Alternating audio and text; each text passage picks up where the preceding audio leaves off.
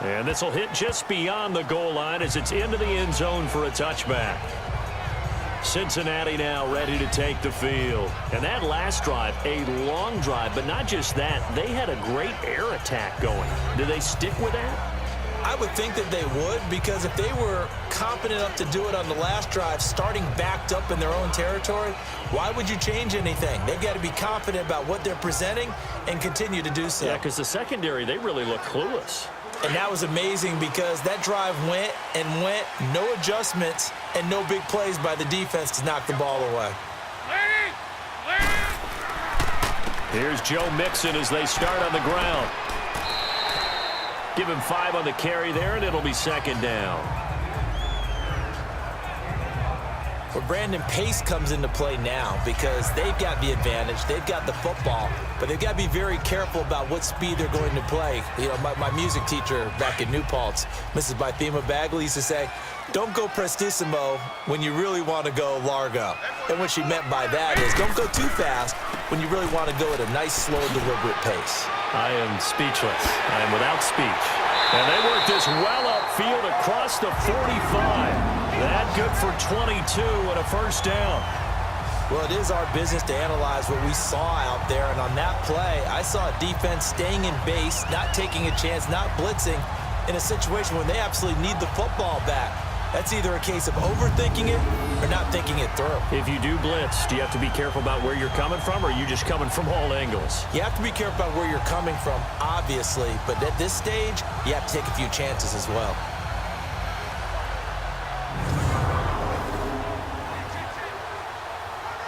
Clock running, under 4 to play now as they come up on 1st and 10.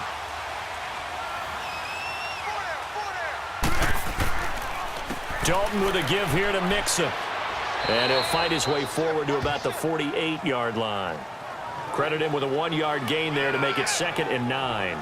Offensively with the lead, you want to run the ball, keep the clock going, but you also want to still kind of be in attack mode too, right? So how do you do that and not come back on your heels? Yeah, think about all the practices we've watched where they have that tempo period to go over things just like this, where they describe the scenario, tell you what they're looking for, and make sure that they're still attacking, yet at the same time not going so fast as to leave too much time on the clock. They try to throw on 2nd down, but this one is incomplete.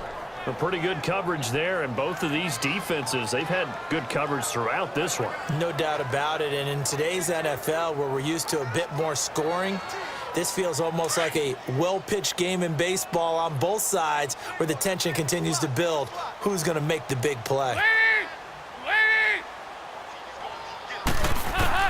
3rd down, a shot here for Dalton. He drops it off for Bernard. And he'll be taken down at the 44-yard line. It's an 8-yard pickup, and that'll bring up 4th down. Instead of throwing it downfield, Charles, they just tried to dump it underneath there. You like the call? I do. I think it's a high-percentage play because you get the completion, and what you're counting on is your back to use his legs and his elusiveness to make people miss and pick up the 1st down. In this case, it didn't happen.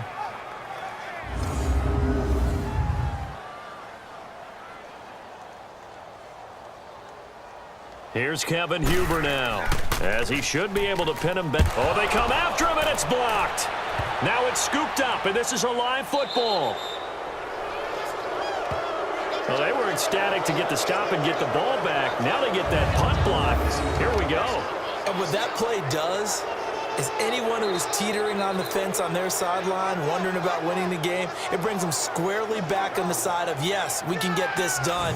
And now you've got a great energy that goes throughout the team. The Browns offense trotting back onto the field. And a tight game after punting last time. See if they can get something going on this drive.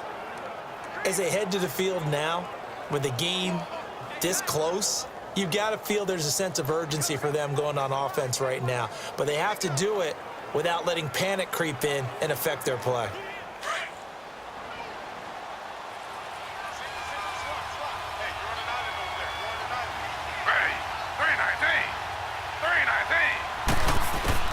On 1st down, it's Taylor. They'll tussle for it, and this is going to be caught. Just what the Browns needed there. Good for a gain of 17. And he's the epitome of what we call the move tight end, a guy that you can line up anywhere, in the slot, out wide, in tight, doesn't really matter because he has such great skills. You want to utilize him in all aspects of your passing offense. And there he was in the slot for the catch.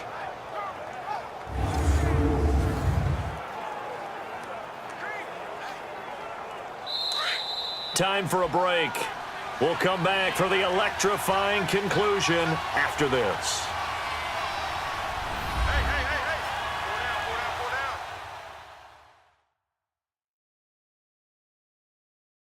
So the Browns in possession of the football here as we get you reset. And let's see what they've come up with offensively after having time to talk it over.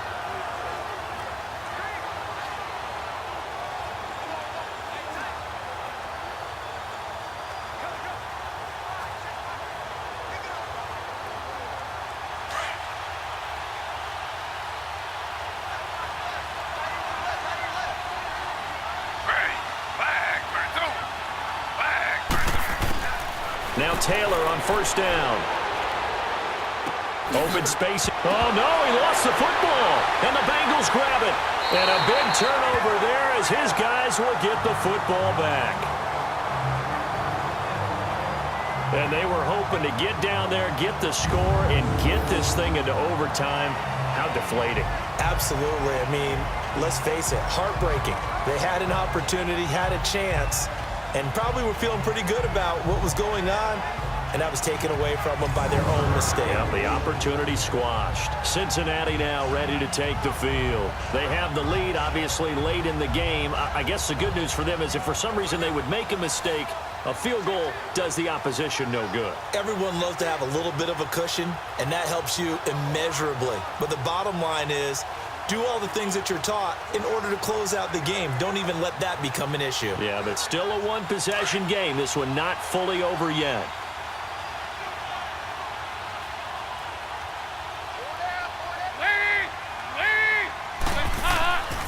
They'll start here with a give to Mixon. And he'll be hit and dropped for a loss at the 5-yard line.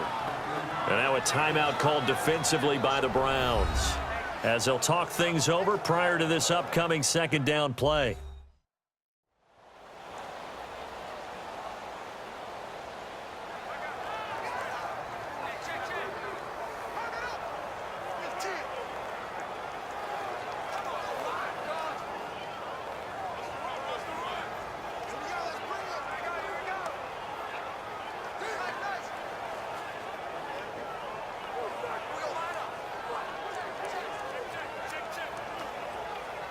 A loss of a yard there to start out. That leads to a 2nd and 11.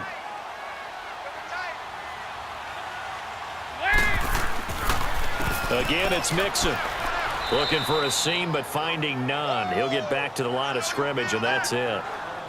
And now the Browns are going to take another timeout, as they'll talk it over here before what will be an important 3rd down. So a defensive timeout, chance to regather, regroup, and get set as we resume action.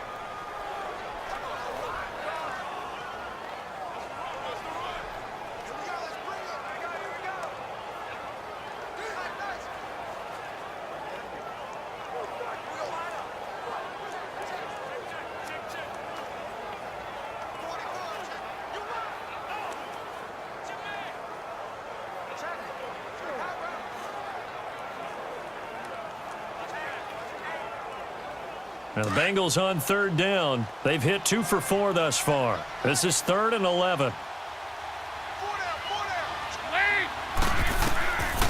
They'll run it now out of the gun.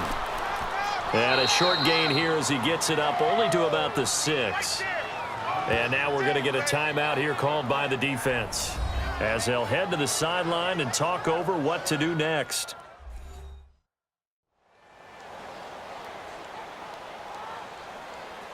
And now following that timeout, the defense back out onto the field.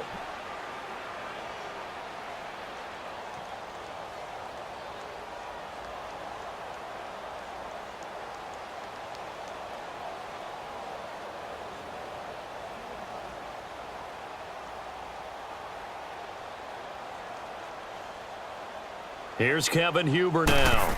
On for his second punt, and remember, his first one was blocked. Taken right around the 44. It'll be a 48-yard punt. 5 there on the return. And the Browns will take over, 1st and 10.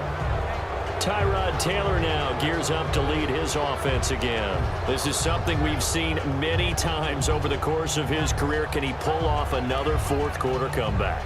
And it's very strange, isn't it? Because when it's a player of this magnitude, even though the guys on defense have the lead and are sitting in the best spot, they're maybe the most nervous people in the stadium because they've seen this happen to too many people before, too many teams. They've got to find a way to shut him down. Here we go again for the grizzled vet.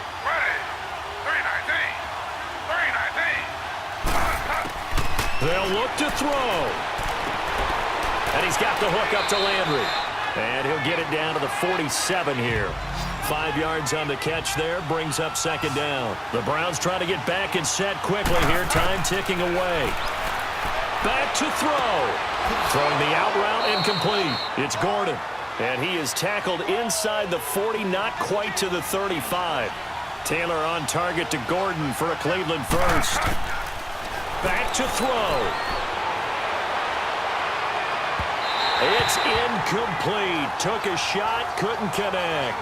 That time they were looking for the former Auburn Tiger, Ricardo Lewis. That'll bring up 2nd down. So he's unable to complete it there, and just not the game that you would expect from him. He's been off the mark really start to finish. Yeah, it makes you wonder what exactly is going on. Is he a little bit dinged up here, or is he just off just by a bit? Maybe he can get it back in this situation. He'll need to. He's back to throw. Throwing middle, but it's incomplete. The intended target was Corey Coleman, and it's 3rd down. 3rd and long coming up. Defensively, you pressure the quarterback or drape all over the passing lane? Yes, that's exactly what you do. It's both because they're not mutually exclusive. They may have been at one time in football, but not anymore. You want to have that pressure. If you have a big-time pass rusher, send him after the quarterback, and then make sure you blanket the field. He'll look to throw. And he couldn't hang on to it through the contact. Incomplete. What a great sequence by this defense so far. They've given him nowhere to go with the football. And they just have to make it stand up one more time because it appears that they've got their number. Can they not have a slip up here and allow the touchdown? Down 7, and they've got to go for it here on 4th down.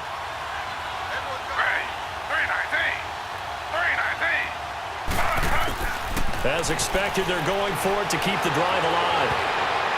And no, it's incomplete. They had to go for it with such little time remaining, and the Bengals are going to win this football game. Though certainly not the way that they were hoping that possession would end, failing to convert on 4th. And now they've got to make sure that they keep their poise, they keep their confidence. Just because it didn't work once doesn't mean if they get that same situation later that they shouldn't go for it again. The defense feels great, but the offense, they can't be despondent. And out now, here come the Bengals. They have the lead, still a one-possession game, but the defense got to stop. They've got the football now, just salted away, right? Exactly. That's all the defense is counting on from their offense. They did their job in a big way. You know they're over on the sidelines now starting to take their tape off, and, hey, we've done this thing. The offense has to put it away, and that means ball security. Absolutely. Stranger things have happened. So from the 36 now, 1st and 10.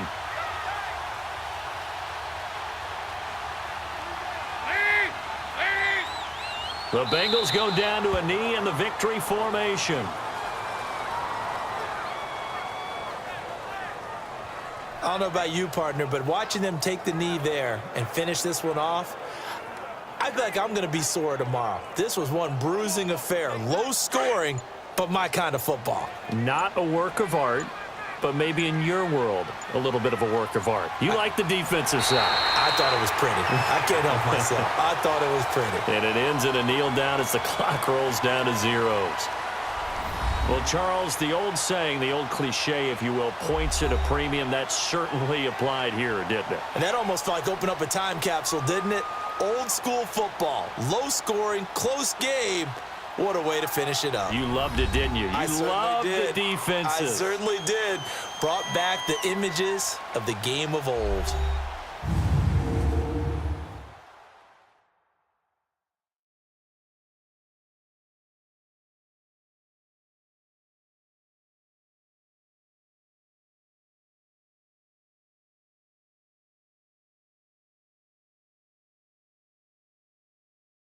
So that'll do it for us. For my partner, Charles Davis, and all the hard-working men and women on our crew, I'm Brandon Gaudin. You've been watching the NFL right here on EA Sports.